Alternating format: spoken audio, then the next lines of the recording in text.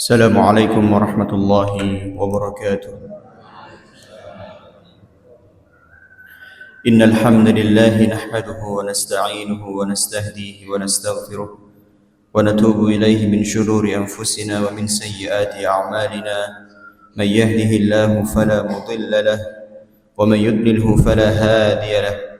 أشهد أن لا إله إلا الله وحده لا شريك له وأشهد أن محمدا عبده ورسوله وحبيبه وخليله صلوات ربي وسلامه وبركاته عليه وعلى آله وأصحابه إلى يوم يبعثون يوم لا ينفع مال ولا بنون إلا من أتى الله بقلب سليم. Jemaah sekalian rahimani wa rahimakumullah, mari kita tidak bosan-bosannya untuk senantiasa bersyukur kepada Allah Subhanahu wa taala dengan mengucapkan alhamdulillahi rabbil alamin. Salawat dan salam kepada Nabi Allah Muhammad sallallahu alaihi wasallam. Allahumma salli wa sallim wa barik alaihi, kepada keluarga, sahabat serta pengikutnya hingga yaumil akhir. Jemaah sekalian rahimani wa rahimakumullah, qala Nabi sallallahu alaihi wasallam, ad-dinun nasihah. Qulna liman ya Rasulullah? Lillahi wa li kitabihi wa li rasulihi wa li a'immatil muslimin wa 'ammatihim. Rawahu Muslim. Nabi sallallahu alaihi wasallam bersabda, agama adalah nasihat. Kemudian para sahabat bertanya, untuk siapa nasihat itu wahai Rasulullah sallallahu alaihi wasallam? Lillahi wa li kitabihi wa li rasulihi wa li a'immatil muslimin wa 'ammatihim. Nasihat itu untuk Allah, untuk kitabnya, untuk rasulnya, untuk pemimpin kaum muslimin serta kepada sesama. Jemaah sekalian rahimani wa rahimakumullah, dua kata yaitu ad-din dan an-nasihah. Ad-din dalam hadis ini diartikan sebagai agama, meskipun makna lain ad-din itu diartikan sebagai al-jaza, yaitu pembalasan di dalam suratul Fatihah, maliki yaumiddin, yang memiliki hari pembalasan. Tetapi kemudian di dalam hadis ini yang dimaksud dengan ad-din itu adalah agama. Dan an-nasihah, ya, dan nasihat. Apa itu nasihat? Kata para ulama, an-nasihatu kalimatun yu'abbiru biha an jumlatin hiya iradatul khair lil mansuhi lahu.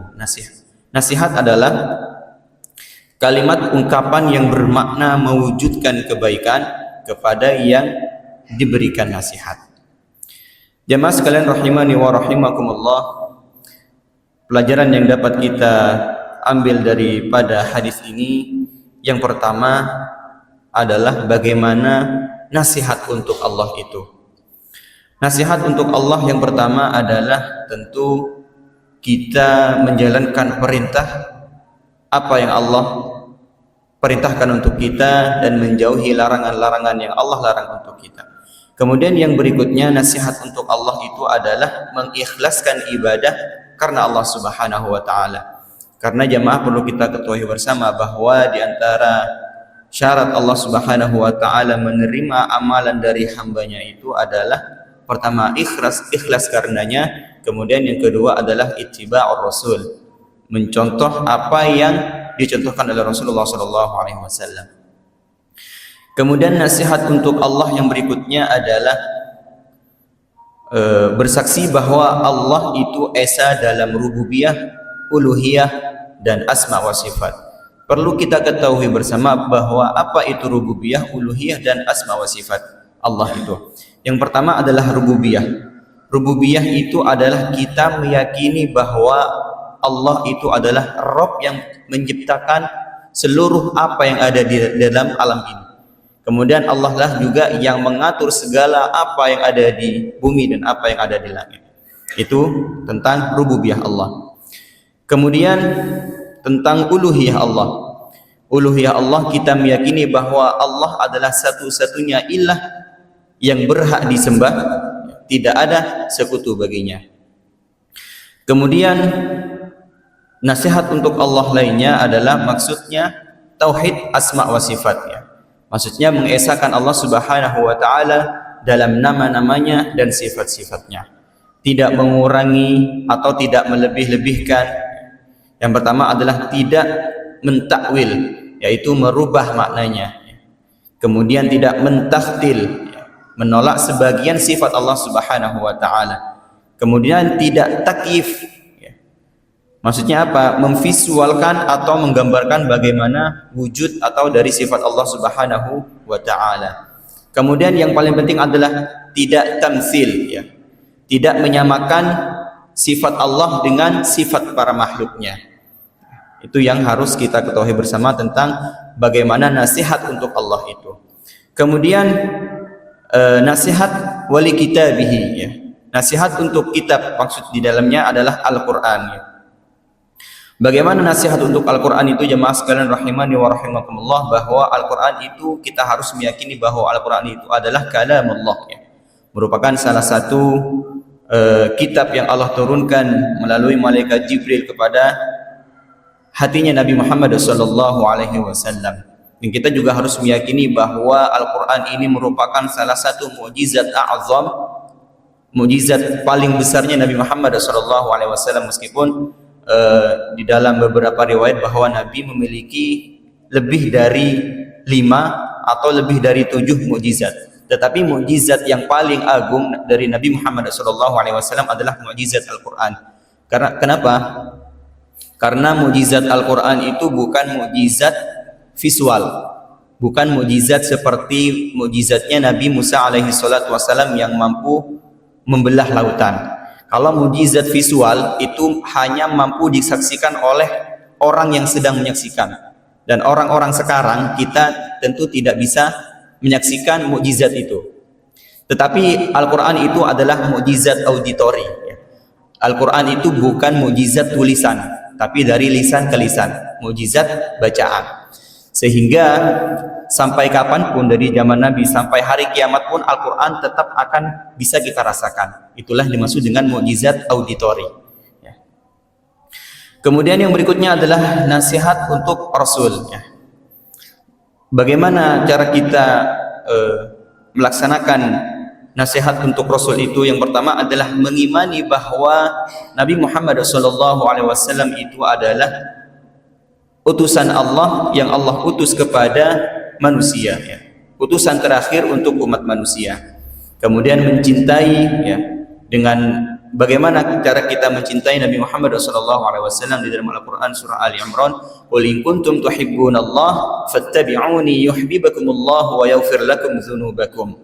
Katakanlah olehmu wahai Muhammad, jika kalian cinta kepada Allah, kuntum tuhibbunallah fattabi'uni, jika kalian mengaku cinta kepada Allah, maka ikutilah aku, kata Rasulullah SAW. Ya, jadi Allah memerintahkan kepada Nabi Muhammad untuk menyampaikan begitu. Kalian itu harus mengikuti aku jika kalian itu mengaku cinta kepada Allah Subhanahu wa taala. Fattabi'uni yuhibbukumullah, maka Allah akan juga mencintai kalian, wa yaghfir lakum dzunubakum, dan tidak hanya mencintai, juga Allah Subhanahu wa taala akan mengampuni dosa-dosa kita. Wallahu ghafurur rahim. Kemudian yang berikutnya nih, nasihat untuk Rasul apa itu? Yaitu meneladani ya. Karena memang di dalam diri Nabi Muhammad SAW terdapat suri tauladan yang baik ya. Laqad kana lakum fi Rasulillahi uswatun hasanatun liman kana yarjullaha wal yawmal akhir. Kemudian yang berikutnya adalah nasihat wali a'immatil muslimin ya. Nasihat untuk kaum pemimpin dari kaum muslimin. Bagaimana cara kita melaksanakan perintah ini jemaah sekalian rahimani wa rahimakumullah, yaitu dengan mentaati, membantunya dan mengingatkan jika mereka dalam kesalahan ya. Selama mereka tidak menyuruh ke dalam kemaksiatan, maka kita wajib untuk kemudian taat kepada mereka. Kemudian yang terakhir adalah wa'ammatihim ya. Menasihati sesama kita dengan membantu meringankan beban mereka ya. Karena jemaah sekalian rahimani wa rahimakumullah, perlu kita ketahui ketika kita mengeluarkan sebagian harta kita untuk kemudian meringankan beban mereka. Anggap saja misalkan infak, sedekah atau zakat. Itu sebetulnya jemaah sekalian rahimani wa rahimakumullah, yang paling mendapatkan manfaat itu adalah diri kita sendiri. Kenapa? Dengan demikian hati kita menjadi bersih. Dengan demikian Allah Subhanahu wa taala tidak mengambil paksa harta yang ada di dalam diri kita. Bayangkan kalau Allah Subhanahu wa taala mengambil paksa harta dari kita, dan pada waktu yang bersamaan kita tidak mau mengeluarkan sebagian harta kita untuk meringankan beban saudara-saudara kita. Bisa jadi Allah Subhanahu wa taala mengambil paksa harta dari kita dengan mungkin disakitkan sampai tidak sembuh-sembuh. Itu bisa jadi Allah Subhanahu wa taala mengambil harta paksa dari kita. Kemudian rumah tangga yang kacau balau, ya. Anak-anak yang tidak mau nurut, begitu. Itu bisa jadi Allah Subhanahu wa taala memberikan peringatan atau bahkan memberikan pelajaran dan pengajaran kepada orang tersebut. Kepada tentu kita Allah Subhanahu wa taala bermohon kepada Allah Subhanahu wa taala agar terhindar dari azabnya, ya. Amin ya rabbal alamin. Itulah jemaah sekalian rahimani wa rahimakumullah beberapa nasihat lillahi wa li kitabihi wa li rasulihi wa li a'immatil muslimin wa 'ammatihim. Mari kita tutup dengan doa kafaratul majlis. Subhanakallahumma wa bihamdika nasyhadu an la ilaha illa anta nastaghfiruka wa natubu ilaik. Wassalamualaikum warahmatullahi wabarakatuh.